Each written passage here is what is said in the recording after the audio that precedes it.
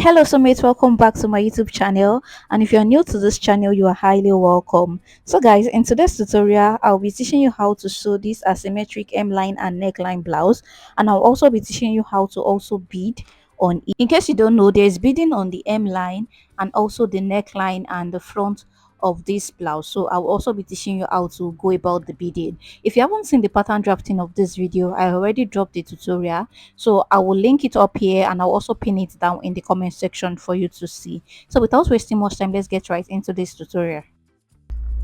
So guys, for this blouse, I made use of about 1.5 yards of Ankara fabric, and I have a net here. So you can either use a chantilly or a sample net. So I'm using a sample net. Then I have my lining here. We also need your stay and your beads. I forgot to show that in this part. You also need your zipper, your stay, your breast pad, and every other thing to stabilize the fabric. So now after cutting, these are what my patterns look like. This is the back yoke, and this is what it looks like. So for my back yoke, I cut each one on fold. I don't want to use the bias tip to tape the I don't want to use the bias tape to turn it, so I just cut this on fold. So I'll just be sewing and be turning it. I hope you understand. So this will allow it to have two layers instead of one layer. But if you want it as one layer, you can just cut one layer, then you use a bias tape to turn those neckline and that curvy part at the back. So that's what you will do. But me, I want mine to be double. So let me show you the front. This is the back. Let me show you the front yoke. The front yoke is 2, as you can see that I labeled Y1 and Y2, and this is also cut on fold. If you notice this part here, that there is a space there, this is because when I was drafting this yoke, I did not measure this one straight. So, but when I was cutting, because I made it on fold, that's why I have this extra space here. This did not affect and this did not affect my yoke at all. But if you want it to follow the initial shape of the pattern drafting, you can cut that, but that means that you'll be cutting just a single fabric and you'll be using a bias to turn the neckline. Because I want mine to be on fold, that's why I did not follow that curve. As even if you check very well, the difference is just about half inch, so it does not really affect. So this is the other side of the yoke also, and this is also cut on fold. I just decided to cut my yoke on fold because I just decided to cut it on the fold so that it will not reveal most of my body parts, especially the upper part. But if you want yours as a single layer, you can do that, but that means you will use a bias to turn the neckline.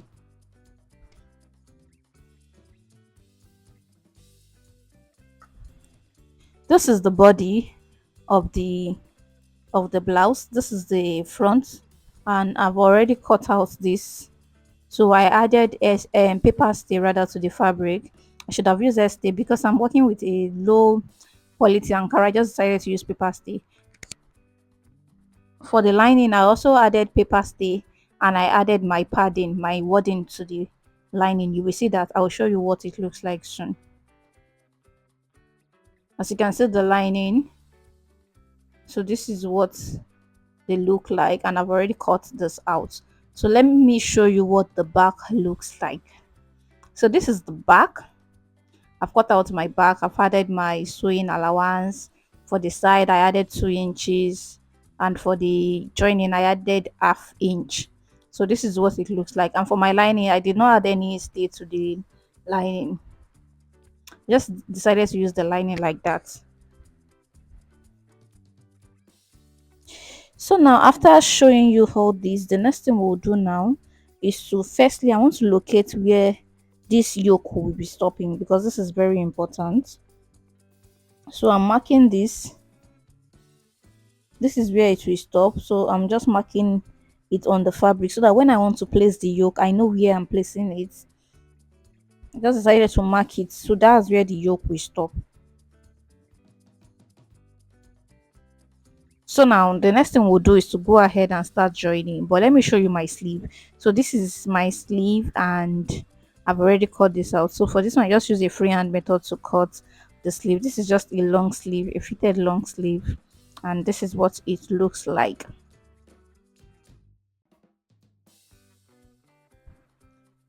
So guys, I went ahead to sew the back yoke. So I've turned it, as you can see. And this is the back after joining. I went ahead to join in, so now I will be attaching the yoke, you know, where I marked the other time. So that's where I will be placing the yoke. I'll be placing the yoke there, then I'll be using the lining to cover it, because the joining of this yoke will be inside.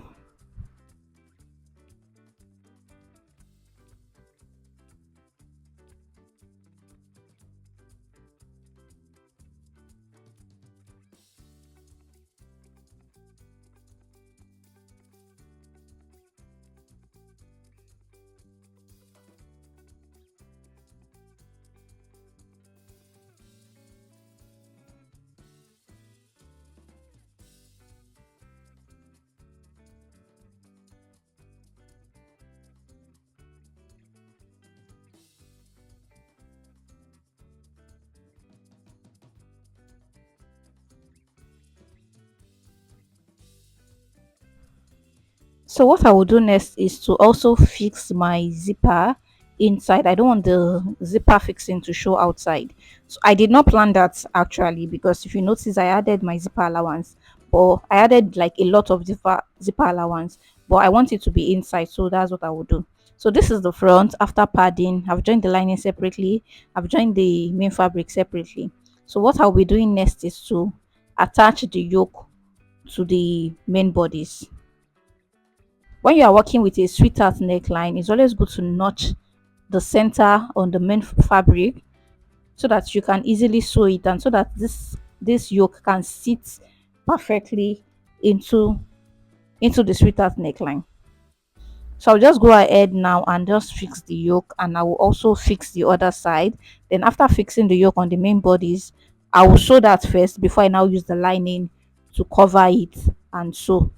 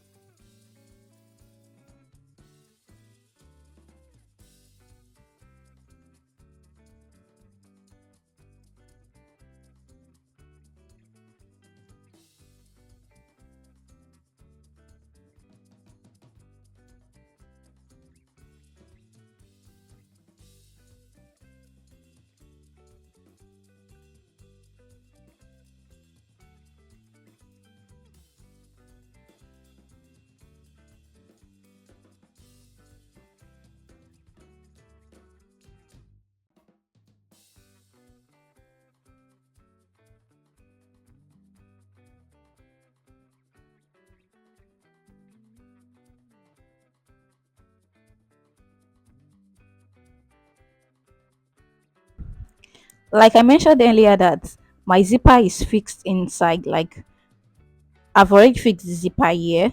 So I'm notching this part here because the sewing allowance I left for the zipper area is too much. This is because I did not plan to use this method earlier. I thought I would turn this before I fix the zipper, but I just decided to do it this way. So this is the front also. I've already used the lining to cover the main fabric, and I've already sewn all this part, and I left an opening here to turn this out. This is my sleeve. I've already sewn this also, and I've ironed this also. So after turning this and ironing, this is what we have. This is what the front is looking like, and this is the back also. So I'll be joining them at the shoulder and also by the side. So I'll join them together at the shoulder, and I'll also join them together by the side. So after joining them, then I will fix my sleeve. So after fixing the sleeve, this is what we have. So now we are almost done with, we are actually done with the sewing of the blouse. So the only thing left now is to bead and add an hook and eye to the back yoke so that we can close that up. So I'll add hook and eye to the back yoke. I've already started the beading of the blouse, but I will show you how to achieve this. I've done I've started the lower part, the M line. So let me show you how it is done. For my size of bead, I'm using a size 4 bead, and this is a plastic bead, not a glass bead. So I just took two beads into my needle. So I'll pick two bead, see the two bead here. Then I will pass this from under, like in between the lining and the fabric. I'll pass it to another, like to a space like quarter inch away from the first one I did. I'll do it like this. I'll pick another two beads. Yes. And I'll pass it in between the joining at the M line, like in between the line and the fabric. These things, they are like quarter inch apart from each other. Then I'll pull it out at the other side there, and it is just quarter inch away. So that's just how I was beading this. If you notice, the beading thread is not showing at the back of the line. This is because it was done in between the fabric and the lining. So that's just how I was beading it.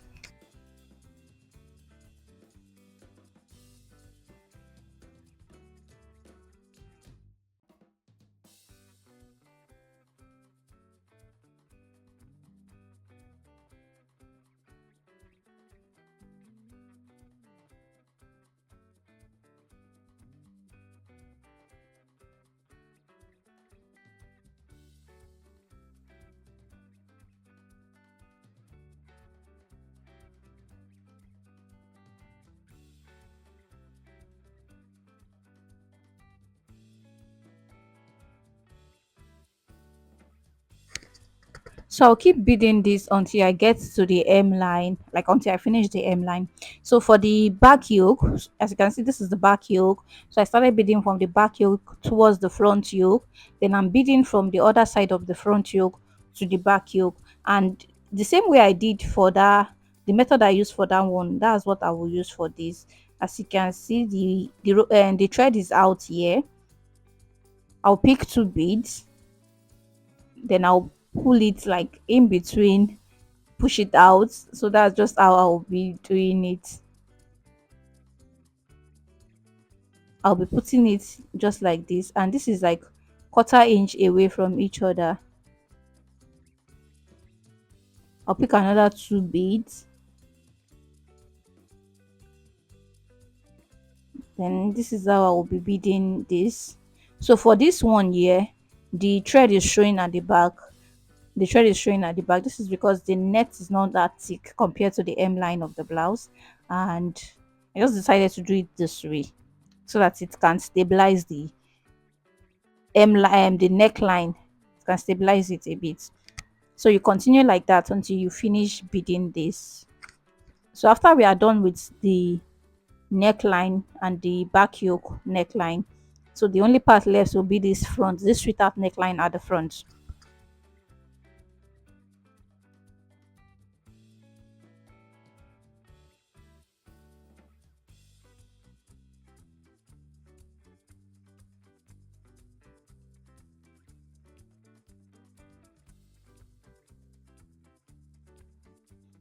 So guys, I'm done with all this neckline.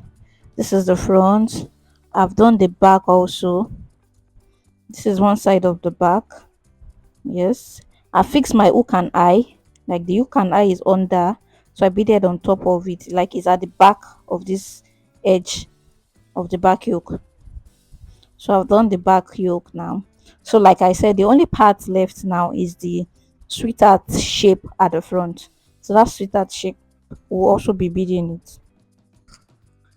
Just the same method. I'll follow the shape of this sweetheart neckline, and I will also bead on this.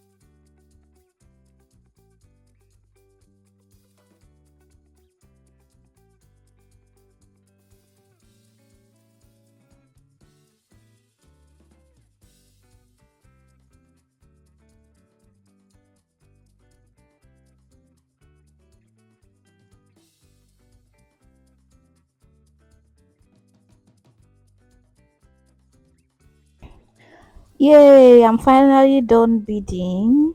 And I won't even lie, this took me up to like 5 to 6 hours to bead everything, even though I took some break in between. But this took me 5 hours, I think 5 6 hours. I started beading around 9 a.m. I think I finished around 2. I finished around 2. Though I took a break like in between, but not too much break. So this is the outcome of the blouse after putting it on. What do you think? It came out really nice. Like I love it. I love the blouse so much. It came out really beautiful. Even though this is a bustier, from the inspiration it was a cup corset, but I just made mine in a bustier and it came out really nice and very beautiful. So thank you so much for watching. If you haven't liked, please like, drop a comment for me in the comment section. Don't forget to share this video with your friends, and I will see you in my next tutorial. Bye.